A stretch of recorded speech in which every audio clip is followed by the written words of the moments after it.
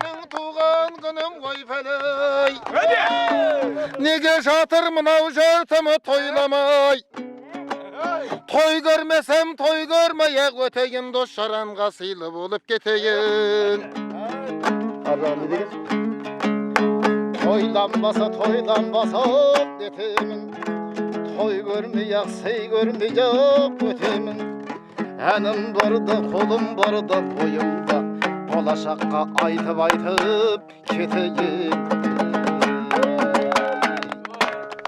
Vay rahmet.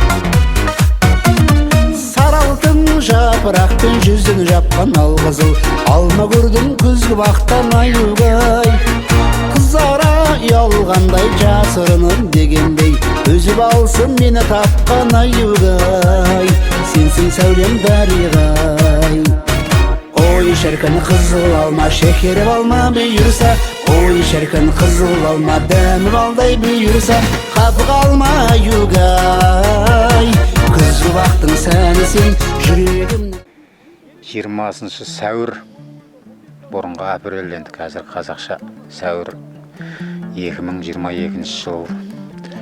Мынау біздің Аманғали деген досымыз бар, өнердегі бауырымыз, бірімізге іні, бірімізге аға, досымыз. Тек қана Шардара емес, бүкіл осы облысымызға, көпшілік мынау Қазақстанның көп облыстарына барып қызмет етіп, тойға қызмет етіп жүрген, асабалық қызметіменен өзі жыршы, термеші, әнші, сазгер, қалай айтсақ та жарасады. Сол бауырымыздың туған күні бүгін. Жасы 48-ге толып жатыр. Осы жаңылыспасам, мен осы туған күнді 2008 жылдары бастадық-ау. Тура осы жерде дәстүрлеп тойлауды. Өз Аманғалиға осы сол жылдары бір 2008, 2009, 2010 жылдары әлі Көксарай салынбаған. Мына жердің табиғаты керемет еді. Кәдімгідей мынау қызғалдақ қазір енді пәспеп өсіп жатыр. Ол кездерде бір тізеден биік белге келетін кездері болды ғой. Отырып қалсаң ешкім таба алмайтын еді осы жерде. Сол кездерде келіп бір басында бір 3-4 дос болып, 5-6 дос болып осы жерде бастадық. Ол кісілердің біразы бар, қазір біразы жоқ. Ағабек досымыз қазір аудандық мәдениет сарайының бастығы. Жақсыбай бар еді. Марқұм Нұрлыбек деген досымыз бар еді. Бәріміз, Аманғали бар. Сәкен бар, тамада бәріміз араласып жүретін. Осы жерге келіп. Басын бастап осы жерде бір өзіміз жеңіл маяққа басталып кетті. Сонымен бұл жайлап дәстүрге айналып. Әлі есімде мынау Нұржан деген электрик театрдағы. Соның бір пирашка көзі бар еді. Соның үстіне Нұрлыбекті жатқызып қойып, мына қызғалтақты ұстап 5-6 жыл барған кезде кәдімгідей қызғалтаққа көміліп қойып еді ғой. Ойнап, суретке түсіп. Ол кезде мен жаңағыдай жүгіріп жүрген фотограф едім. Кейін қазір балдарға бердік қой. Қызық уақыттар еді. Жас ек сол кезде. Ой, қанша жыл болып кетті. 15 жылдың көлемі әшейін болды. Өмір өтіп жатыр міне. Біздің жасымыз 50-ден асып кетті. Аманғалида 50-де таяп қалды міне. Енді керемет содан бері қарай дәстүрлі болып, осы мына үлкен төбені ақырында Аманғали төбе деп атап кеттік. Ана етектен бастайтын ек, арғы етекте отырдық. Ол кезде 1-2 тал бар еді, соның көлеңкесінде бастадық. Кейін Аманғали осы жерге мінеді. Біраз жылдың көлемі болды. Палатка құрып тұрып, бүкіл өнер адамдарының басын қосып, тура жыл сайын осы 20 сәуір күні осы жерде бүкіл ауданның өнерінің қаймақтары, ауыл округтерден, совхоздардан келетін, мынау көрші ауылдардан келетін еді. Аманғалидың о Қызылордада бірге өскен достары келетін еді берге. Бәріміз жылдан жылға міне үлкейіп келе жатыр. Керемет дәстүрге айналып. Міне бүгін соның тағы бір сондай куәсі отырмыз. Былтырғы жылда мен жаңа бола алмадым, бір алдыңғы жылға дейін жылда әйтеуір болып жүрміз осында. Тамаша енді. Демалыс деп беріп жатыр Аманғали бәрімізге. Оның үстіне мынау Аманғалиға тілерім мынау. Өмір жасы ұзақ болсын. Бұл көпшіліктің адамы, халықтың адамы, халыққа қызмет етіп жүрген, әркімнің үйіне той тілейтін азамат. Мына өзінің өсіріп отқан бір ұл бір қызы бар. Құда қаласа мына Әлжер баламыз да кеп тұр, құда қаласа үйленуге. Құда қаласа той сол Әлжердің үйлен тойына созыла берсін, жалғаса берсін. Ақжүніс қой кішкентай, әнімін дегенше көзді ашып жұмғанша ол қыз да бой жетеді. Сол тойлардың куәгері болып бәріміз жүре берейік. Кім білет, Аманғали сол дәстүр бойынша осы көгалға істеймін дегенде ниеті бар келешек балдарын, тойларын. Құдай соған жеткізе берсін. Қай бір жыл осында анау Дауылбай, Мұхтар, осында Дүйсехан деген ауданның белді кәсіпкер азаматтары бар. Бәріміз осында Аманғалидың туған күнінің ертесіне келіп, жаңағыдегі тойдан қалған сарқытты әкеліп осы жерде бір не қылып, Аманғали осы жерге тал егем деді. Неше жыл болды, 15-6 жыл болып кетті. Ана бір етекке бір тал еккен ол. 5 талды егіп, өз қолымен бастап егіп, біздер жәрдем беріп, сонымен апта сайын Аманғали пляк су әкеп құйып, ол талдар көгерді. Байғұс көгерді ау, бірақ қоршау болмады. Мал жеп кетті ғой. Қазір сен Аманғали айтады да, со талға қарау керек еді, қоршауым керек еді деп бір не қылады. Бірақ көгеріп біраз жыл қарады Аманғали 2-3 жыл.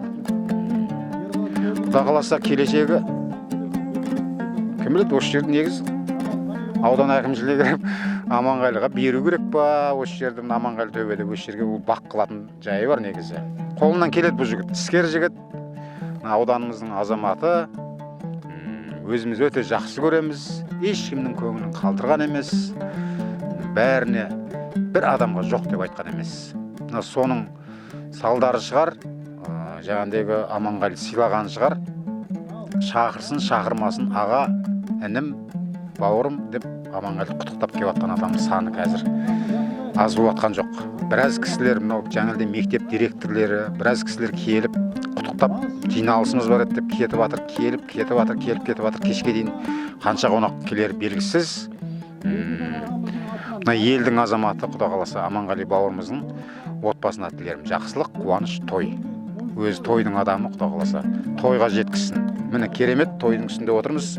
Мен өз ойымды біраз айтайын дедім, естен де шығып қалды, не айтарым білмей. Құдай қаласа осындай бауырымыздың барына Құдайға шүкір. Керемет. Біздің Шардараның тойын жандырып жүрген жігіт. Міне біздің Шардара қаласы қандай әдемі болып көрініп тұр. Теңізіміз. Рахмет. Үлкен ағаларымыз отыр міне. Аманғали ағамыздың құрдастары, өнердегі әріптестері, жаңағы қарындастары, біраз жандар осында келіп жатырмыз. Енді осы дастарханның басы міне біздің өнердегі өзіндік орны бар. Жастарға ата болған, орта буынға аға болған тойдың төрінде Жақсыбай ағамыз отыр, Бөр ағамыз отыр. Осы қос бірде ағаларымыз және біздің Аманғали ағамыздың бауыры. Енді Бекетай. Жеңгемді қосайын ба әпшем? Болды. Бәке сізге жолген. Әпке, өзіңіз кәнеке. Сіз бастаңыз бір жақсы тілекті. Осының екеуін жаса. Амин. Сөйлеп отқанда мен шәкірт. Жүзге келгенше біз лақтырып тұрмай тыныш жүр. Тірі босып қойыңа барайық. Өте өтергіміздер. Аманғалидың әкесінің атын жақсы бар. Жеке десің. Жеке бірде бекіп. Жақсылықтан жолға берейік. Ақылықтар сұрақ. Бөр аға. Ал Аманғали, көндереке, туылған күнің болсын, құда қаласа, жасыңа жас қосыла берсін, басыңа бас қосылып, мынау ұлыңды ұяға, қызыңды қияға қондырып, осылай қуанышқа бөленіп, құда қаласа, құдалық тойдың куәсі болып, бірге қыздармен атсалысып, арада бірге жүре берейік, құда қаласа. Ал енді баршаңызға, құда қаласа, осы дастархан, тойдың дастарханын деп жатырмыз, жұғысты болсын. Бәріңіздің отбасыларыңызда амандық, жақсылық болсын. Сол жақсылықта ортақтасып басымызды Сейілбек аға. Жақсылап.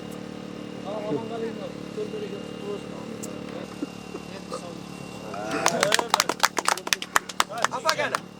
Түйіндеп жүйе. ыстық жақсылық қуанышында жүрген азаматтың бірі едім. Маған ұлық деген досым айтып еді, Аманғали, әкеден біткен бойыңа қан дарыған, анадан біткен бойыңа сүт дарыған өнеріңді, сенің шам шырағыңды жандырған шардыра ғой деп. Ал енді жаңа Бекеңді айтып жатыр.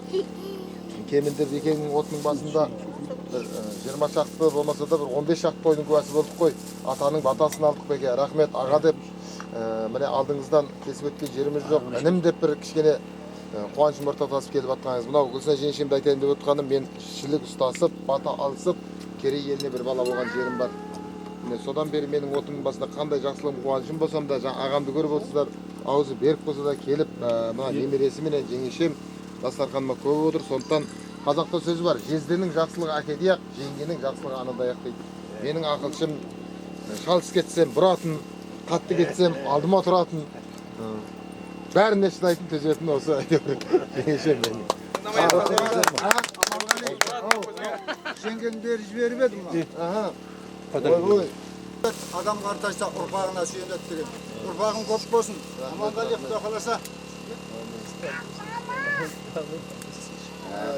Шапала ұрмай-ақ қойыңдар. Шапала ұрға келген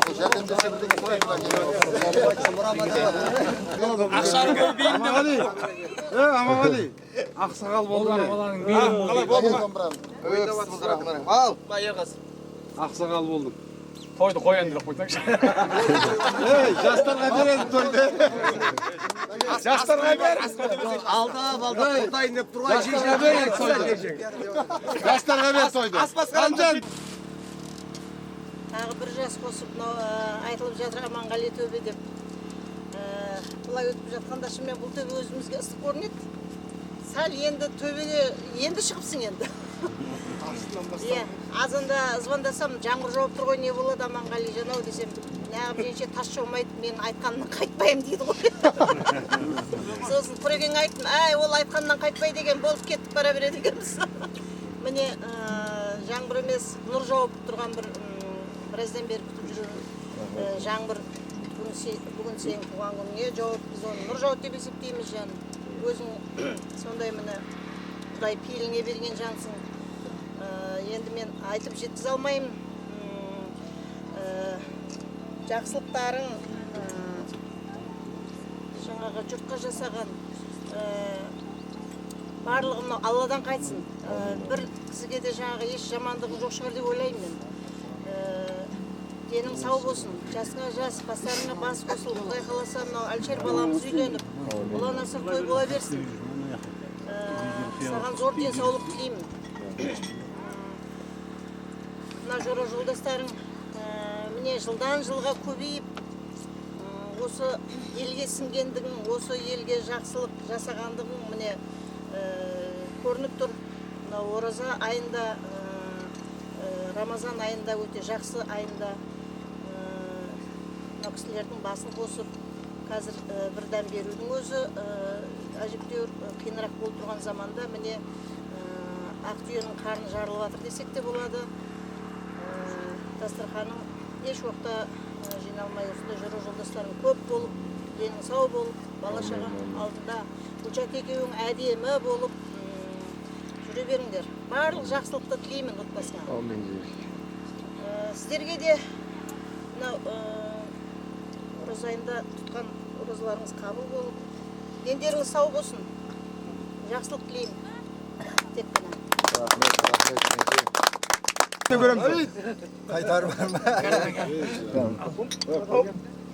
Мұрат саға жүктен Мен екі пиала бердім.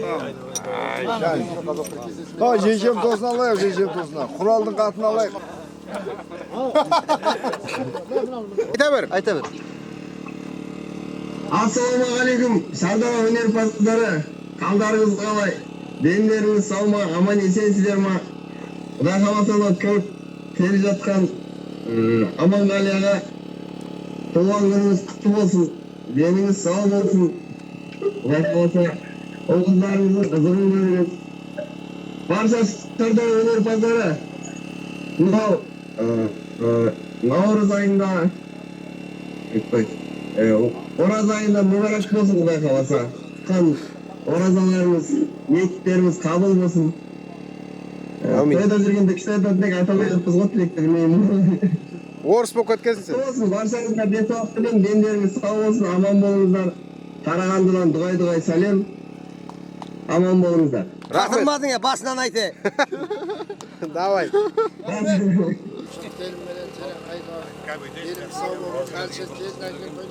Амин, амин.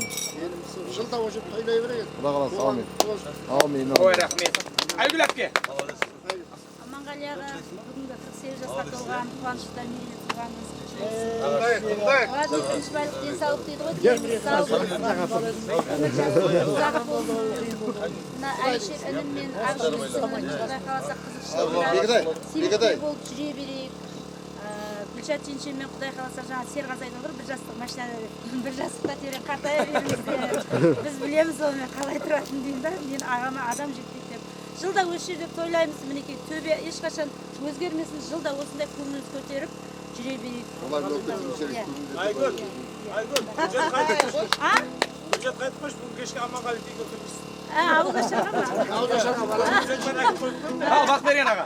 Аға туғаныңыз құтты болсын, деніңіз сау болсын, арамызда күліп ойнап, ағалық неңізді көрсетіп жүре беріңіз. Еліңіз тыныш болсын. Құдай қаласа Әлішер ініміздің аман есен үйлеріп, жақсы келін нәсіп етсін шаңырақтарыңызға. Аманғали ағам ерекше адам ғой. Біздер ертерек араласқанбыз. Аманғали ағамның Менің Қалымбекпен бірге құттап, Лизамен бірге өнерді бірге бастаған. қыздарында көрген. Дендеріңіз сау болсын, кешемізден бір жаста қартайыңыздар. Әрқашан шатырай өнерпаздары, ұйымшылығымыз ажырамай, түсіп ойнап, бір әпсіз бізде жүре берейік. Туған құтты болсын. Ой, бергенде. Қуан бауыр, бәрі.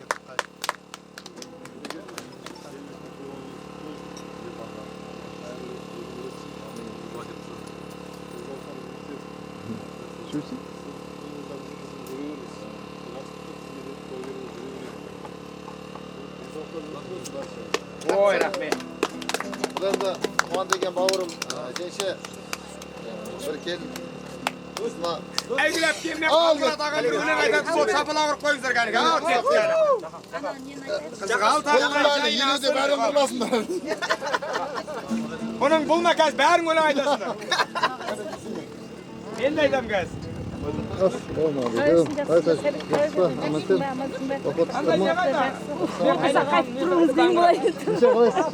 Қалай амансың ба?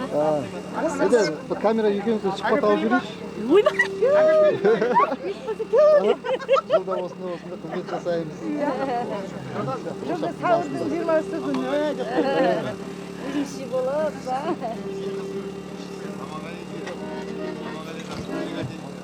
Ала, өлең айта берсін, біз ән жерге барып, арқамызды мына жаққа беріп тұрып айтайық та? Иә, сөйтіп айтасыз ба? Мынала, өлең айта берсін.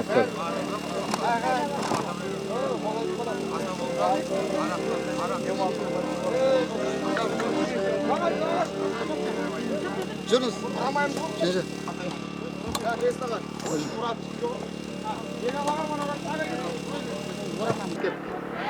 Ал, құрметті өнерпаздар, бізде 2000 жылдан бері қарап отырсақ, жыл сайын Аманғалидің туған күнін тойлайды екенбіз. Тек осы кешегі карантин кезінде 1-2 жыл тоқтап қалғанымыз болмаса, содан бері туған күн тойлап келіп жатырмыз папамыздың. Папамыздың жасына жас қосыла берсін, дені сау болсын. Осылай қуанышты, күлкілі, ақ тілегіміз ақтарған әдемі шуақты күндеріміз көп бола берсін, еліміз тыныш болсын, аман есен болайық. Осындай күнде бір-бірімізге сіз бізіміз жарасып күліп ойнап жүре берейік. Талай қызықтар өткіздік. Бүгін міне қызғалдақтар әдемі болып, күшті болып. Осы күнге жеткенімізге шүкір. Денсаулығымыз мықты болсын. Ал Райса бірдеңе де жүр. Ал не деймін, Гүлшат, бүгін жігіттің туған күні құтты болсын.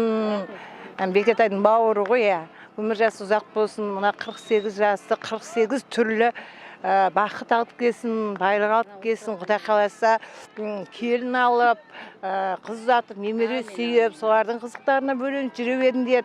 Жылда мына Көктөбеде тойлап, жылдан жылға жүре бер аман есен. Қызғалдақтай құлпырып екеуің бақытты болыңдар. Мына оразада қабыл болсын барлықтарына. Жылда оразада істейді ғой, ниеттеріне жете берсін. Аманғали жаным, туған күні құтты болсын, өмір жасың ұзақ болсын. Ал. Папа, туған күніңіз құтты болсын, деніңіз сау болсын, өмір жасыңыз ұзақ болсын. Ата болыңыз. Құдайға шүкір. Немерелер көп болып, келін түсіп әулетімізге. Сондай қуанышты күндерде жолға берейік. Рахмет бәріңізге. Нұрайға шықты. Ақбаба, туған күнің құтты болсын, ендәзің салық болсын. Дәу ата бол. Да ата бол. Ақпапау де. Ақпапау. Сен жақсы көрем. Сен жақсы көрем. Аманғали, Асал.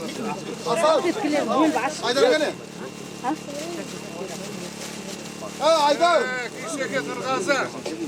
Есеңді құлпырды, есің сыйласатты. Айдар! Кетің рахмет. Аманғали.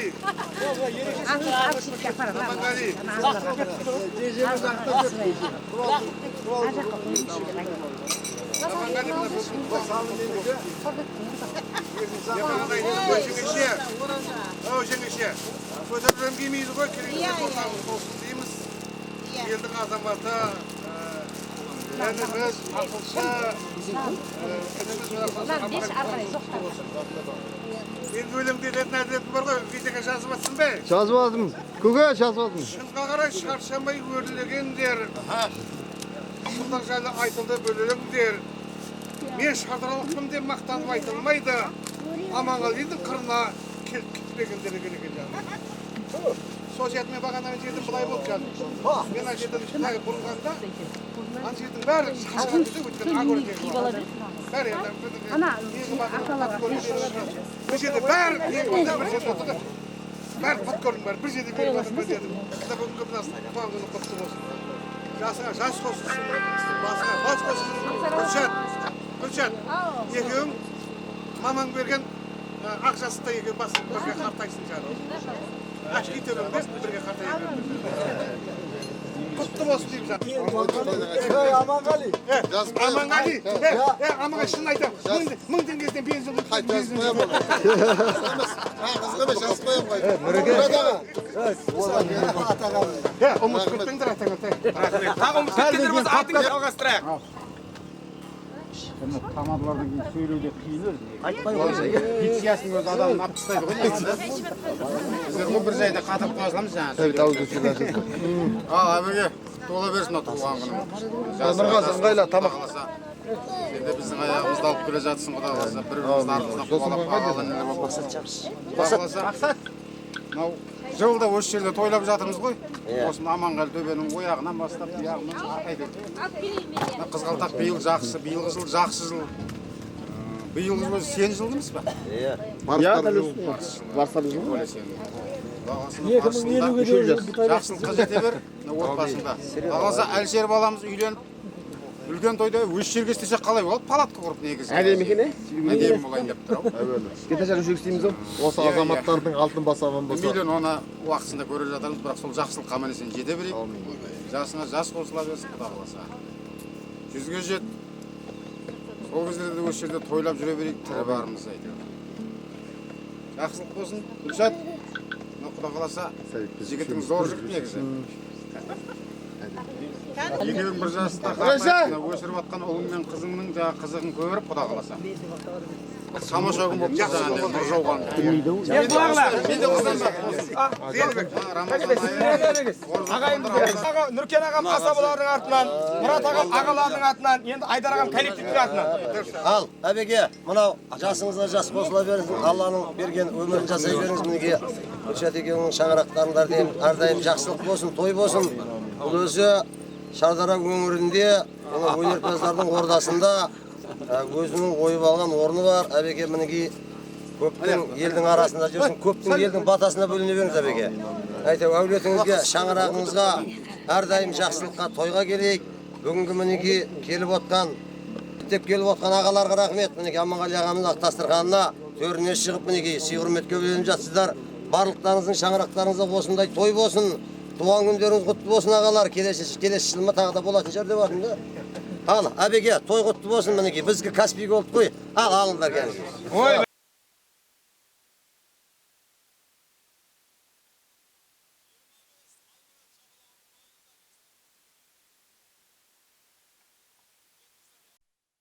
Баспен ұрғана болады. 1, 2, 3, 4, 5, 6. Баспен. Ал. Қалған сырдан шыққан палуан. Бойы келте болғанмен. Тоқта айтып olsun. Бар, сола жаман. Еңкей палуан, еңкей. 1, қалып. Бағлан біреу. Мәке енді бұл ойынды ақтау көріп тұр енді. 25. Сізге баспен ұрсаңыз 30. Мынау.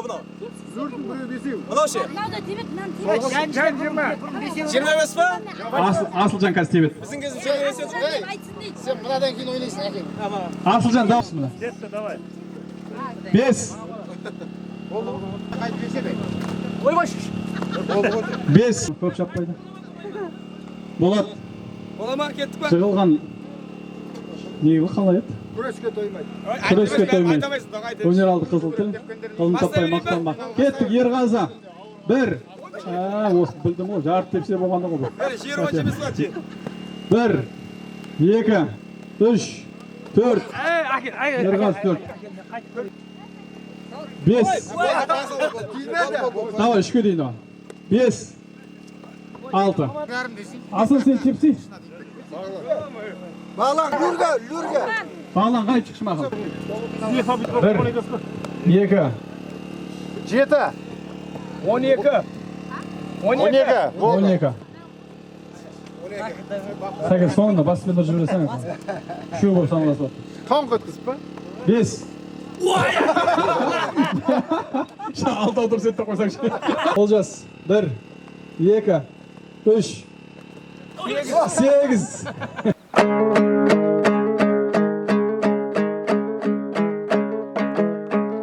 Қиылған қас қара көздер ай, шырық шекер шәрбат сөздер ай, қыз дегенің сер жігітке лала раушан інжу маржан ай, қыздар ай, қыздар ай, қыз жүрегі бір арналы бақыт оның ізгі арманы, өмір атты гүл жайнатқан қыз өмірдің қызғалдағы ай, қыз өмірдің қызғалдағы ай. Елден бұрын шашбау тағып ай, сылдыр күлім қағып ай, қыпша белдер бұраңдаған ай, көшімдіріп кірпік қағып ай, қыздар ай, қыздар ай, қыз жүрегі бір арналы бақыт оның ізгі арманы, өмір атты гүл жайнатқан қыз өмірдің қызғалдағы ай, қыз өмірдің қызғалдағы ай.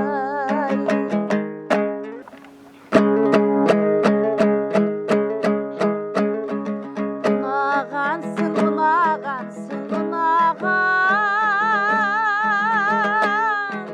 көңілім ақ жаным таза күнәдан, тағдыр мені талай рет сынаған, бұлай ғашық боп көрмегем сірә жан. Айтшы өзің неменесің, кімсің сен, көкірегімнен шықпай қойды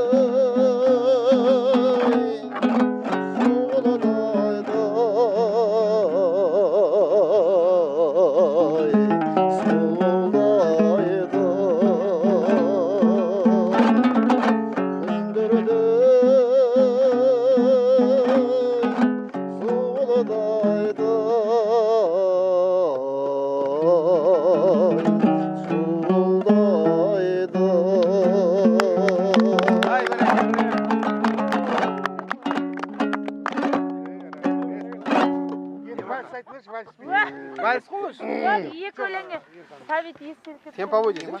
Темповой, вальс андай. Турецкий деп айтсайшы. Анандай.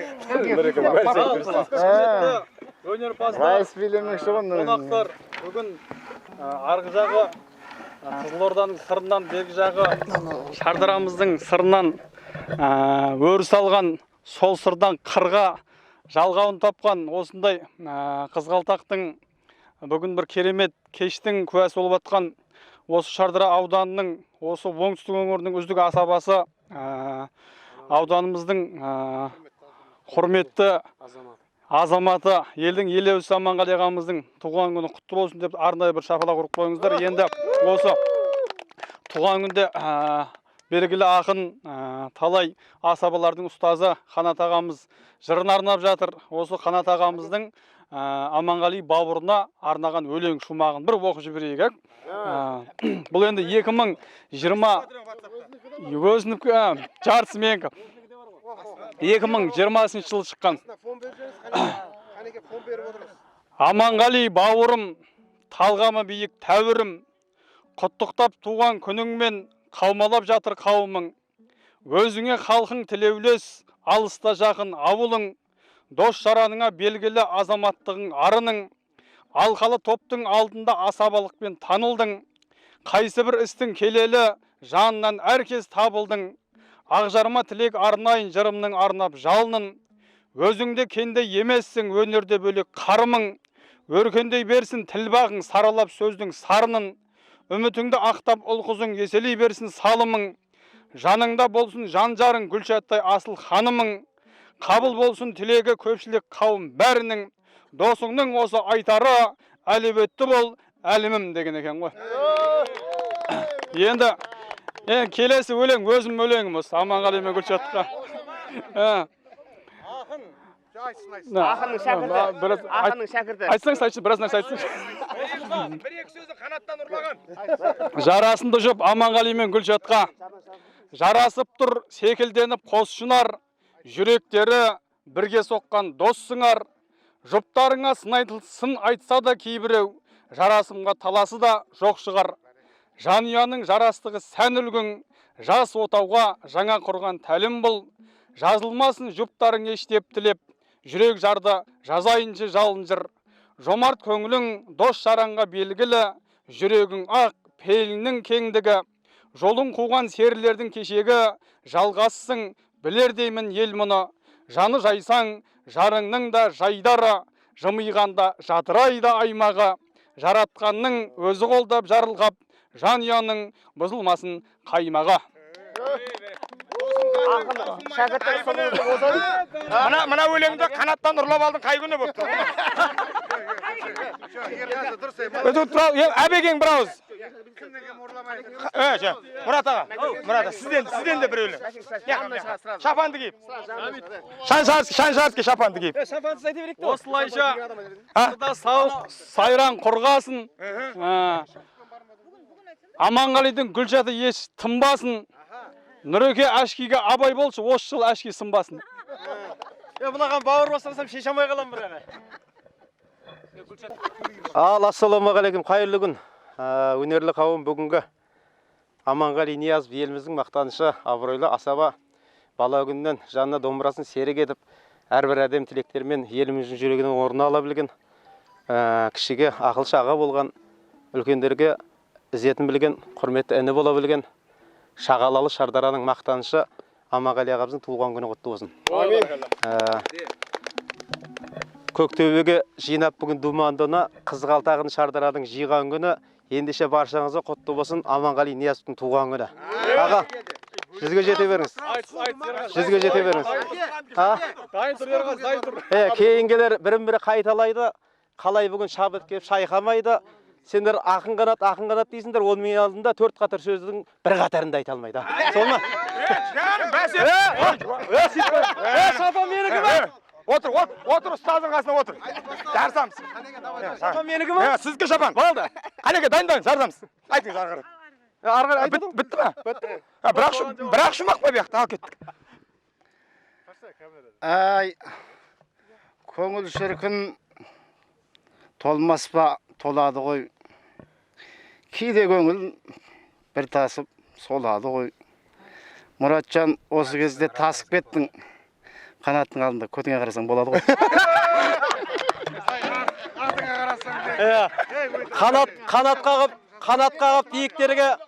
Қанат қағып биіктерге самғасын, өнерлінің ұлы жолын жалғасын, едеше қанаттың шапанын берейін, бермеді ғой деп жылап қалмасын, не? Не аласыз? Жылайсыз ба, аласыз ба? Мұратжан, әркез маған тап келмейді. Бәрібір сөзің маған от бермейді. Сөзіңді қайдам, шапаныңда шақ келмейді. Мәке, айтсаңшы, айтыңыз. Ақын болып тумасам да затымнан, асабамын жүректен жыр ағылған, негіз Қанеке Айбетті шапан менен емес, бұл Аманғали ағамның атынан. Арнай ақынға, бір қошемет арнап қояқ. Рахмет. Бар ма, болды ма? Ойбай. Саған емес, Аманғалиға рахмет. Әбекеңнің туған күнде талайдан бар. Айналаға бір сәтке қарайлаңдар. Жан-жақтан сөз құрап, Қанекеңнің алдында абайлаңдар. Қалған жоқ қой, бұл шапан ешкімге де байланып. Айт енді бар. Бір ақын келгендей ме бүгін сайланып. Бағаналы бір байқағаным, Ерғаздан бастап, қос көк шапан жүрау біраз дайналып. Шешпеңдер менен. Шәкіртеге жабылайын деді, не болды? Ерғаз шапсайсың, шәкіртеге жабылып сен. Екпінін ақындардың бас алмаймыз. Бөрі деген қасқыр ақын бар аймаққа белгілі. Айтыскер болған еді. Оң жағымда қанат ақын отыр, қанаттан ешқайсымыз аса алмаймыз. Дүйім елдің алдында бәрі бүгін елді ғой. 48 жасыма жиылды ғой. Бірін айтты, бірін айт, бөрі бірген шапан келіп, қанатау иығыңа киілді ғой. Көктөбенің басында 48 жасымды еске алып, жиылып отқан барша бауырларыма басым деймін. Мен Аманғали емеспін, мені Аманғали қылған Шардараның қалқы. Келмесе кейде шабытым, өзімнен өзім жабықтым. Осы күнге жеткізген ықыласы болар халықтың деген сөз бар. Мен осы Көктөбеде туған күнді талай дүркірет өткізгенде осы азаматтардың барлығы болып еді. Көкшөптің үстінде, Қарағымның үстінде аунаған кезде еске алар болсақ кешегіден Бейсенбек Жездем, Нұрлыбек, Асқат бауырларым осы жерде тебісіп, қызғалдақтың гүлін терісіп, бірімізді гүлге көміп, біріміз асып сөз айтып жүретінек. Қанеке оған өзің куәсін. Жақсыбай ағаларым, Бегал ағаларым, Бөрі, Нүркен ағаларым бәрі куә. Бұл 48 жас деген негізі туылған күн деген жақсы ғой. Бірақ оның белесі болады, оған қалай жету болады. Мынау жанында отқан азаматтардың барлығын үлкен рахмет. Көбісінің аузы берік, сонда да болса аға деп сыйлап келіп, алдыма еліп атқандарына үлкен рахмет айтамын. Кейде асылық кетеміз. Кейде біреуді көре алмайды қаламыз. Бозып бара жатса аяқтан шалғымыз кеп тұрады. Бұл өмір екен. Мен сырттың баласы болсам да, осы елге келіп 27 жылдан бері өнер жолында менің тағдырым осы азаматтармен түйісіп келе жатыр. Рахмет, барлықтарыңа басым дейім. Мен Аманғалимын, сол Аманғали қалпымда қаламын. Барлықтарыңыз үлкен рахмет. Ат салысып атсындар, жақсы ән жырларыңды арнап атсындар, таласып атсындар, тартысып жатсындар. Ішкен ас түске жетпес, ықылас естен кетпес деген сөз бар қазақта. Ал барлықтарың үлкен рахмет айтқым келеді. Әлемді түгел көрсең де, алтын үйге кірсең де, аспанда жұлдыз аралап, ай нұрын ұстап мінсең де, қызыққа тоймас адамзат деген екен. Көрген қызығымыздан, көре қызық қуанышымыз болсын. Құдай берсе, әрбір күнді бақ қыламыз. Әбекеңнің туған құтты болсын. Давай баршамыз төбеге лақтырамыз. Тұра. Жүректе қалады ғой, қалыпты ғой. Аманғали талай шырқап әнді салыпты ғой. Туғанының басында шапан жабылып еді, туғанының соңында құр сүлгімен қалыпты ғой. Менің туған күнім ғой пәлей. Неге жатыр мынау жұртымы тойламай? Той көрмесем той көрмей ақ өтейін, дос жаранға сыйлы болып кетейін. тойланбаса детемін, той көрмей-ақ сый көрмей-ақ өтемін. Әнім барды, қолым барды, бойымда болашаққа айтып кетейін. Әне. Ой, рахмет. Шардараны жатсынбай, шардара бүксіз жатсынбай, осы шардараға өзінің өнерімен, өзінің азаматтығымен жалпыға жинаған кезде ше, баршаңызға орнына жинай бер, қаладерді елге, халыққа сыйлы осы қазақтың өнерін жалпы оңтүстігіміз, қызылордамыз, қызылорда жан-жақты мемлекетіміздің өнерді көшіп Аманғали бауырымыз болатын болса, бүгінгі таңда сол 48-ші көктемін, осы көктеменің төбесінде өтеді деп баршаңызға жаңа Жалайырға жар салып деп жатады ғой. Сондай бір жар салып кешеден бері дөбірлеп жатқан жайы бар екен. Сол қуаныштың куәсі болып отырмыз. Мынау қуаныш бәріңізге ортақ. Құдай қаласа мынау дені сау болып, тек жақсылыққа жанасып, өзі барша елдің баласындай болса, мынау көптің алдында көсіліп сөйлесе данасындай болсын дейміз. Мынау кейініне қарасақ, осы қазақтың кең дархан даласындай болсын дейміз. Әбеке, денің сау болсын. Жалпы енді мынау туған күнге арналған өлең ғой енді. Әлеуметтік шиетінде де жүр.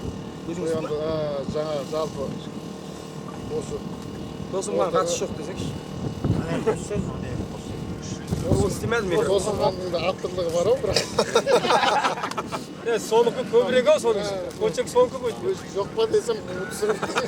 О, түсіріп отыр ғой да. Досымған оператор. Ал, Аманғали бауырым, талғамы биік тәуірім, құттықтап туған күніңмен қаумалап жатыр қауымың.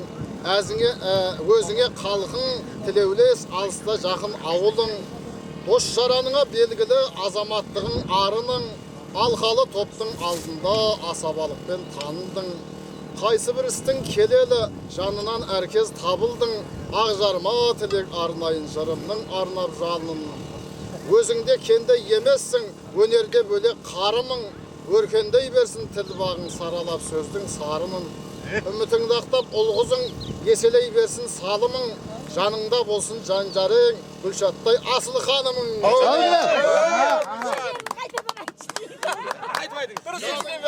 Жан-жарың, Гүлшаттай асыл ханымың. Мағана бір досымған бірден айттайын я. Досымған басқа бір өйді айтты анау. Гүлшат жымиғанда, барша ғалам жымият деп күзеттенім бірден келеді. Қуалы болсын тілегі көпшілік қауым бәрінің, осыңның осы айтары әлеуетті бол әлімім. Қай құттап сөйлетіңіз жақыр. Көқсар. Дәптерге қарап өлегенше. Батыраға, қалеген, батыраға. Өлең жетпей жатқан жерінде қосылай. Батыға, қалеген тыңдап. Айта бер. Башқа жақсылыққа жайылып, өсіріп отқан ұлы отанның қызымен және бекең көре беріңдер. Әрқашан шаңырақтарыңа, шаттық босағаларыңа бақыт тілеймін. Әлшер ініміздің қойында, қуанышында, жақсылығында бөлісіп жүре берейік. Енді бір мет, мақсат ағам түйін дейді. Батыға, мақсат ағам түйін дейді, солай аламыз. Дені сау болсын. Аманғали менен қорғау болмайды, бір шеше. Түкір. Тегін емес түкірге. Дұрыс қой. Біртінге бересің Бекетай. Берет. Ниет асыл болсын, көп тілегі қабыл болсын. Бекеңнің ниетті Қол жақ. қабыл болсын. Беріп, сол өзінің ниетіне жете берсін. Қызымыздың аты кім? Нұрай. Нұрай қызымыз, Құдай қаласа, боласын жағы жарқын болып, алды ашық болып, осы ата-анасының, аталарының, жалпы әулетінің үмітін ақтар үлкен азаматша боп, қазақтың қара көзі боп өсе берсін. Елдің қызы болсын. Халықтың қам ойлайды, халықтың қызы болсын. Ең басты досым қамға қосылмай жыр жазсын. Пара беріп қойған, сөт беріп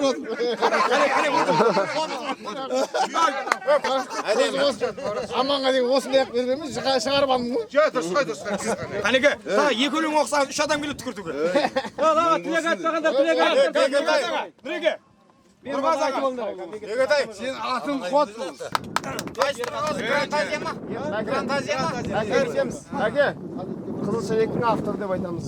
Ал, кәне. Ал, Аманғали досым, мына туған күні құтты болсын. Денің сау, қарындасқа да бердіңдер ғой. Қазір беремін достан кейін. Енді достардың алдында ойнап күлсе бер. Гүлекеңмен бақытты бол, Гүлекеңмен. Менде біреу аққа кіндігін басқа тимеген. Бәрекелді. Алла абырой берсін, әбеке. Сабира қарындасы Аманғали. Тыңдаңыздар. Деніңіз сау болсын. Құдай ініміздің Алишердің тойында ат салысып жүре берейік. Барша қолымыздан келгенше ат салысамыз. Басында айтқан басында. Жасыңызға жас қосылып, Ой. Мақсат аға. Өде. Ойбай. Басқаша басталып жатыр. Ойбай. Теңізі жоқтың сынды жел қанаттың гүлін терсеңіз, шардыраға келсеңіз, осы Аманғали төбесі соқпай кетпеңіз. Өде. Автор ақын нияз. Атым жоққа өсіп кете ұра бермеді. Өзің жүрегі Термеден орын алып келген ғой бұл да. Әбеке, ағам бүксін досы ғой. Мен ағам ретінде көремін. Қатарлас үзеңгілеспен бірге барыс. Ол кісі келемей жатыр, сәлемдемесін айтып жатыр. Ағам айттым, жұмыста жүрген. Енді керемет жақсы отырмыз ғой. Мынау Мұқағали айтты, келешек, ішек көңіл басылар, көңіл шіркін тұманды ойдан арылар, әншейінде ұстатпайтын ізгі арман біраз бет өзі келіп басылар. Келешек кетсін бізден уайым, көрдір алсаң тағы құрмет қылайын. Осы достар махаббатқа, достыққа, жасы өзіміздің құдайым деп. Соны айт деп айтып отыр. Соңғы жағын бүйтіп айтсын. Келсек екеуміз кешір алсақ Гүлшат жаным байымды. Билеп, келсе де бә, үш азаматқа өзім бір ерекше дос бересіз. Үшеуін арнайы қолатқам сол. Болды. Болайық екеуміз бағындырған дарасын, атаманымыз жол қылсын, екі ауылдың арасын, келін болар деп жүрсем, аягөз қайда барасың? Аягөзім қадірлім, ақ жүзіңді сағындым, бұл жалғанда мен сенің айнымайтын бағымын, жанарыңнан айналдым, әлі өзіңді бағындым. Аягөзім қадірлім, ақ жүзіңді сағындым, бұл жалғанда мен сенің айнымайтын бағымын, жанарыңнан айналдым, әлі өзіңді бағындым.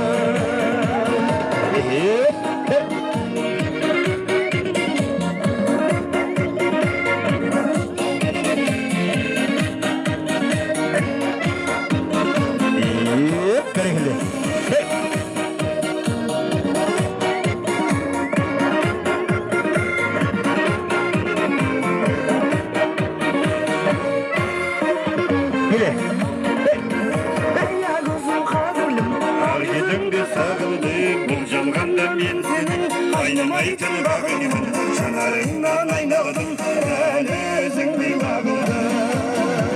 Аягөзім қадірлім, ақ жүзіңді сағындым, бұл жалғанда мен сенің айнымайтын бағымын, жанарыңнан айналдым, әлі өзіңді бағындым. Әлі өзіңді бағындым.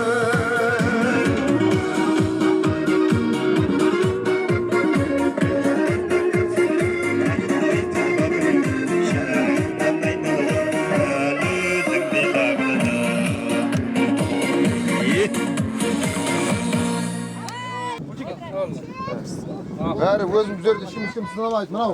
Үшеу аралайық, бекерге не қылмайданды.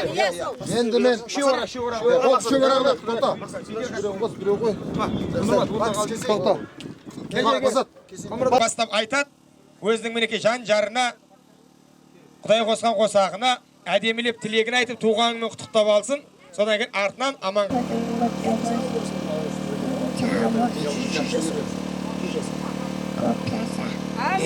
Шапалақ ұрып қояйық. Періште айтып жатыр, періште. Ал. Папа, туған күніңіз құтты болсын, деріңіз сау болсын, 100 жасаңыз, ата болыңыз. Рахмет. Қол соғып қойыңыздар. Ал, құрметті ағайын, қадірлі көпшілік, мінекей, біздің Аманғали ағам жаңа өзі айтып жатыр ғой, Күлшаттан басқаны сүймеген, басқа кіндікке кіндігі тимеген. Сондықтан Күлшат жеңгеме шапалақ ұрып қойыңыздар екен, ал.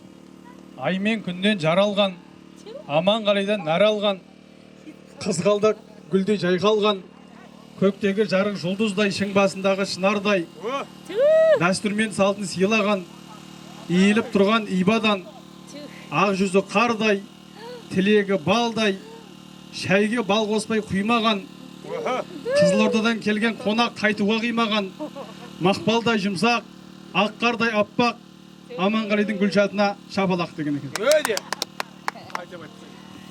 Ой, рахмет өзіңіз. Ал баршаңызға көп рахмет, келген аяқтарыңызға гүл бітсін. Әрқашан біздің дастарханымызға жайылған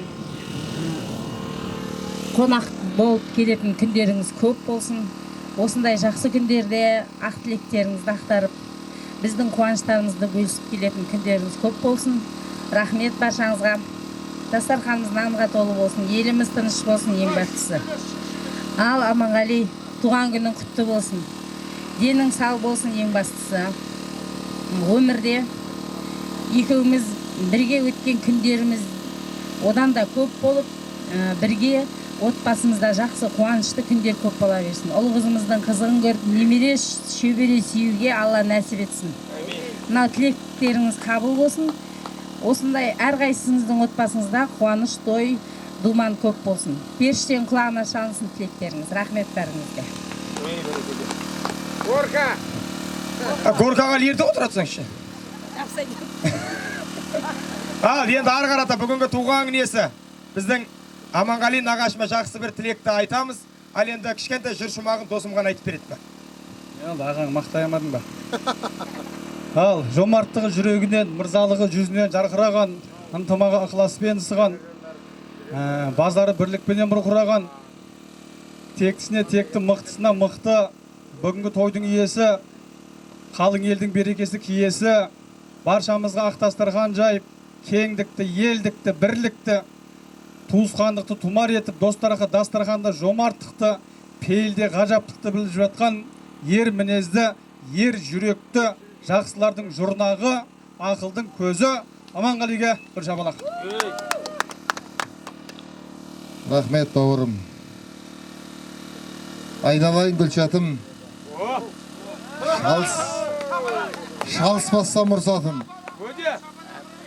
Құдай саған бақ берсін, Аманғали тұрсатым. Айналайын Досымхан Ерғазы. Кереметтей мал кішкентай ғана менің көктөбенің басындағы көктемнің алғаш күніндегі туылған күн деген бір адамның өмірге келгендегі бір кішкене ғана қуанышты сәті ғой.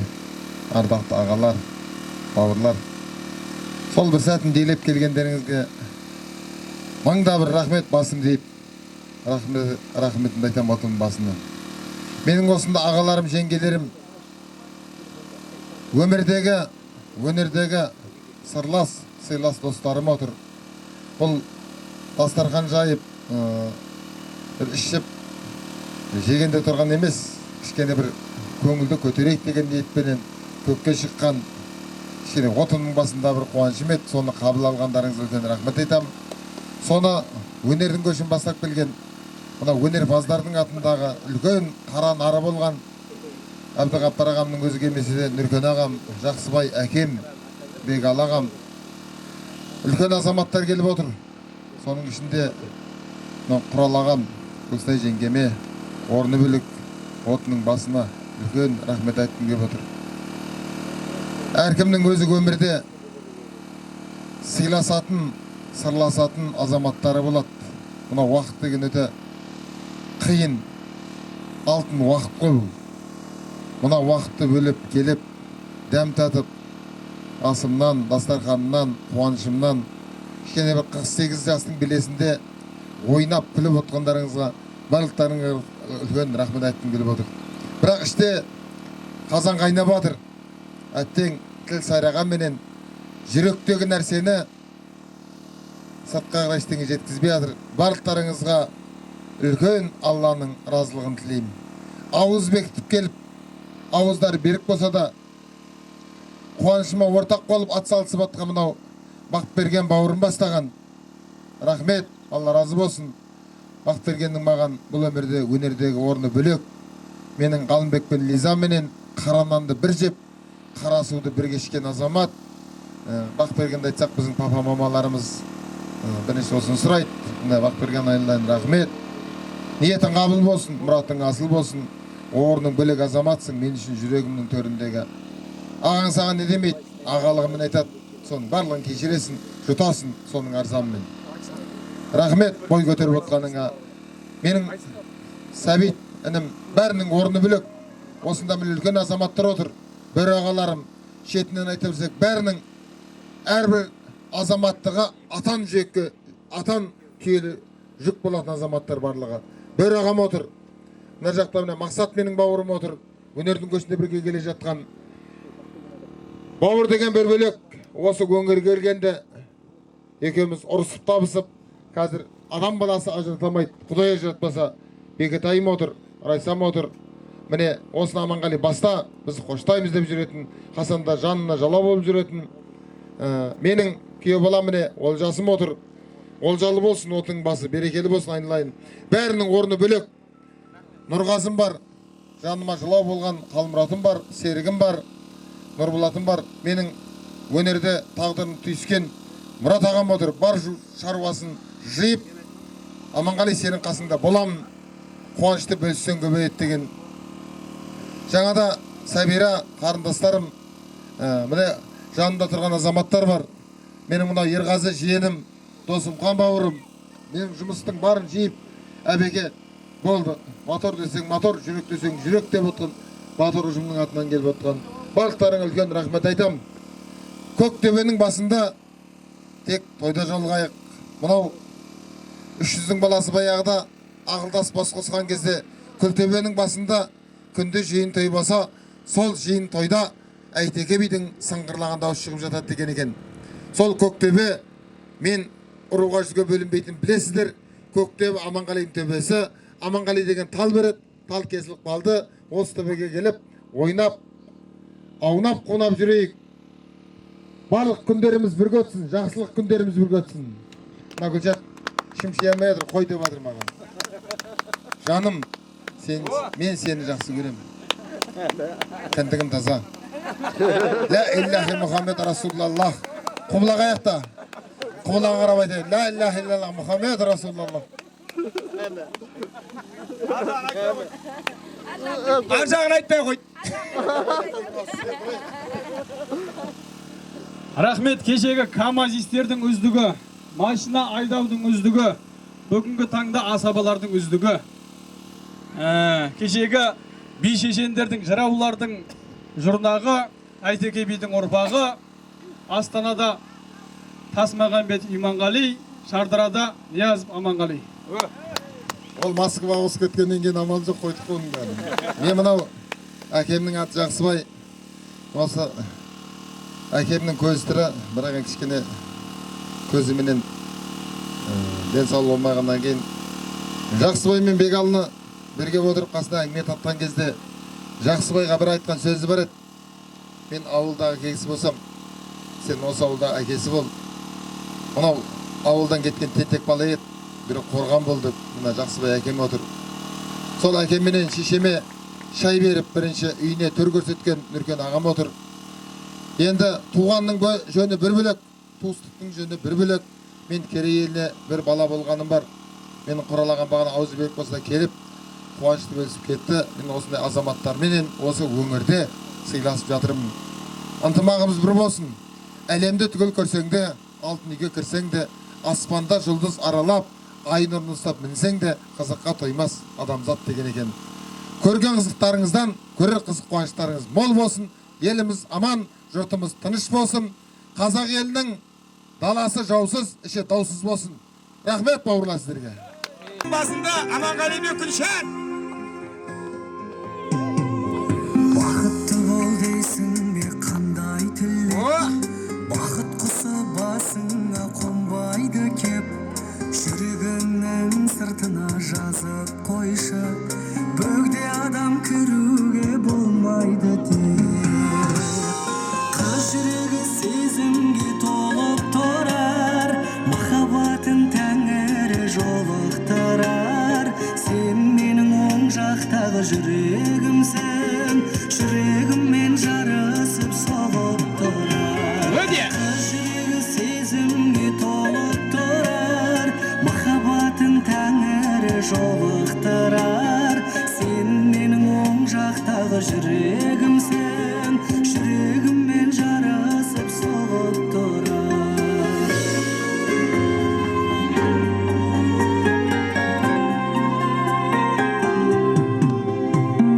Тағдырымды жеңейін, жеңілейін, жақсы көріп кетесің мені кейін. Қыз жүрегі сезімге толып тұрар, махаббатын тәңірі жолықтырар. Сен менің оң жақтағы жүрегімсің, жүрегіммен жарысып соғып тұрар. Қыз жүрегі сезімге толып тұрар, махаббатын тәңірі жолықтырар. Сен менің оң жақтағы жүрегімсің, жүрегіммен жарысып соғып тұрар. Қай жерде мейлі қай елде, әлемнің мәні әйелде. Мықтымын десең оныңда әйелге барып дәлелде. Сырыңды соған ашасың, шөліңді содан басасың. Әлемнің мәні әйелде, шешен жасасын деп бәрі. Махаббат бар, махаббат талас қайғы, тағдыр бізді табады адаспайды. Бір жүрекке айналсақ бұл ғасырда, екеумізге жалғыздық жараспайды.